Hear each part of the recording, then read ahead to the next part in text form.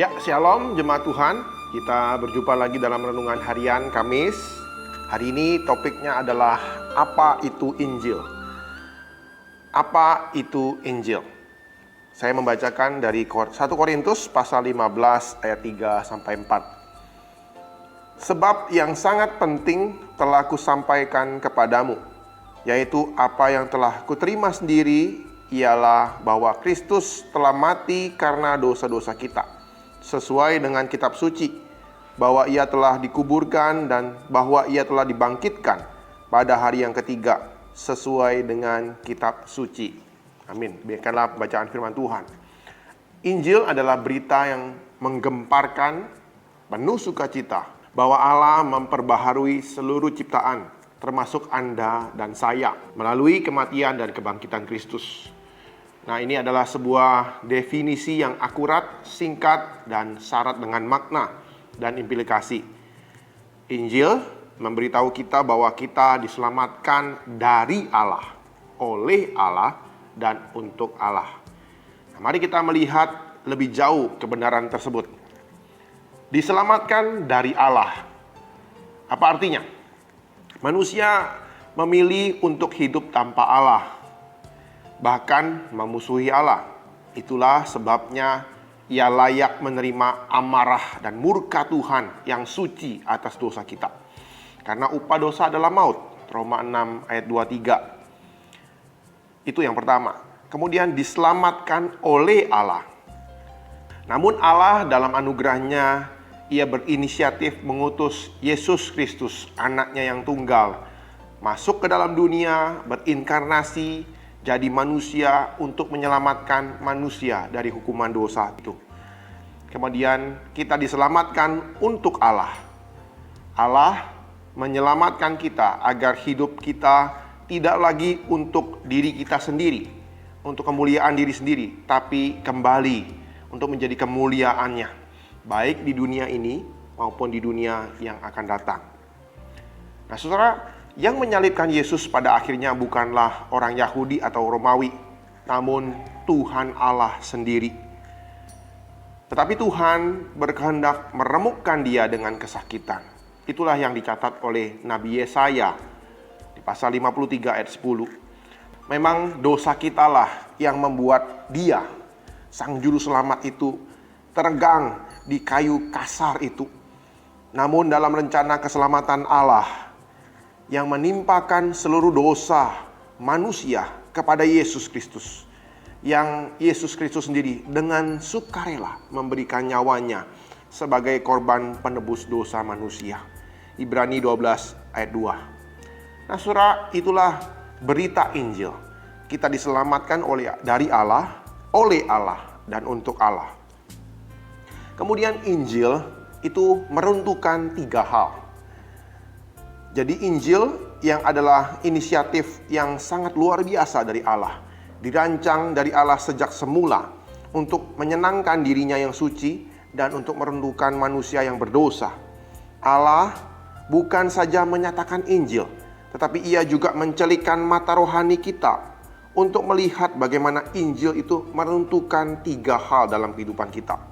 Yang pertama adalah kesombongan kita.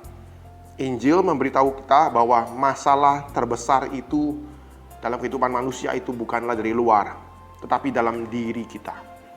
Dan solusinya bukan dalam diri kita, tetapi dari luar, dari Allah.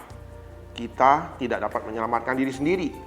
Kita terikat, terkukung oleh dosa, kematian, neraka, setan, dan diri kita sendiri.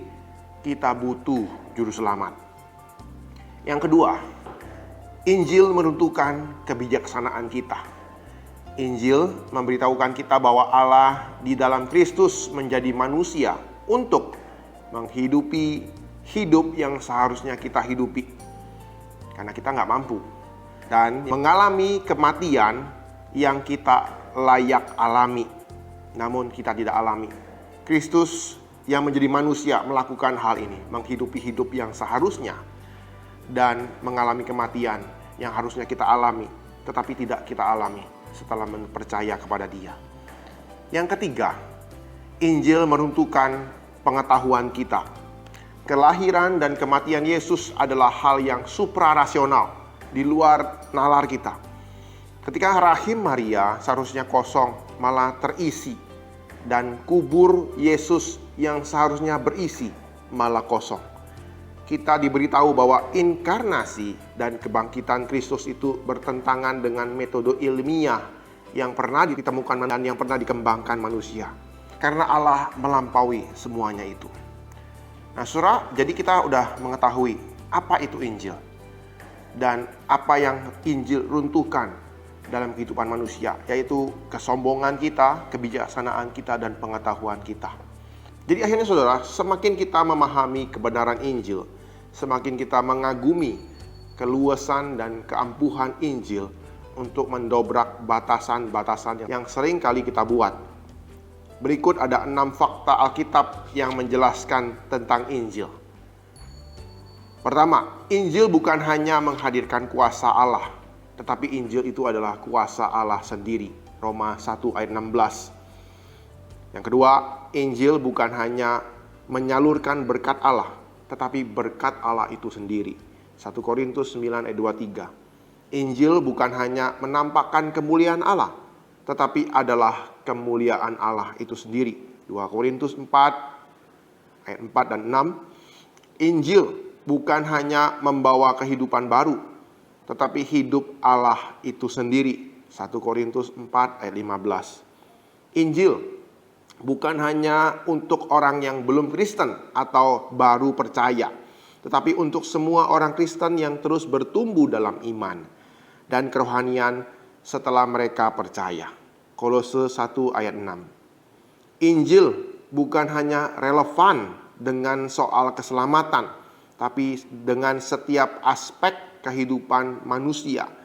Mulai dari soal integritas, Galatia 2 ayat 11 sampai 14, sampai soal menikah, Efesus 5 21 sampai 33. Dan ada 1001 aspek lainnya yang kita lihat dalam artikel-artikel dalam buku ini selanjutnya. Nah, saudara, itulah Injil yang menjadi dasar iman kita, kepercayaan kita kepada Allah, Sang Juru Selamat, Yesus Kristus, Anak Allah yang tunggal itu. Nah, saudara, biarlah ini boleh mengingatkan kita dan menguatkan kita, membuat kita mengerti bahwa masalah terbesar kita bukanlah dari luar, tetapi dalam diri kita.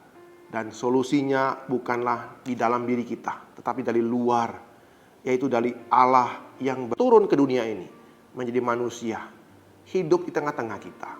Dan dia menderita sampai dia mati, mengorbankan nyawanya di kayu salib. Dan dia bangkit, mengalahkan maut itu. Namun kadang-kadang kita berpikir terbalik.